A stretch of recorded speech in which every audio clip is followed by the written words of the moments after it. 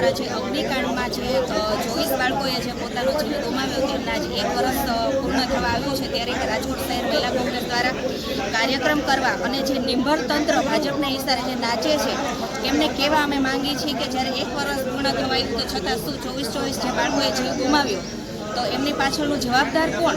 જે બાળકો ગયા છે કે જે લોકો ગયા છે કે જે એમાં નોકરી કરતા ગયા છે, જે નાના માણસો છે ગયા છે, આજે એમના પરિવારને પોતાને ખોટ છે, પણ તંત્રને કે ભાજપ સરકારને કંઈ પણ ખોટ નથી. આજે 1 વર્ષ પૂર્ણ થવા આવ્યું છતાં એમને ન્યાય કેમ મળે? એમની સાથે કેમ અન્યાય? કહેવાનો અર્થ એટલો કે આની પાછળ કોઈ ભાજપના નેતાઓ છે શું સાગઠિયાને આગળ કરવાથી અને સાગઠિયાને આગળ હોળીનું નાળિયેર કરવાથી શું બધું પૂરું થઈ જાય છે? તો આવા લોકોને પકડી એમના નામ ખોલી અને કમિશનર સાહેબ, પોલીસ કમિશનર સાહેબે પણ એમની ઉપર કાયદેસર કાર્યવાહી કરવી જોઈએ. પણ ભાજપના ઈશારે ક્યાંક નાચતા હોય, પણ આ તો એના જેવું છે કે તમે છોડી દેશો, ભાજપ છોડશે પણ કુદરત નહીં છોડે. એ લોકો તો 24નો જીવ જે ગયો છે એમનો તો જવાબ કુદરત લેવાનો જ છે.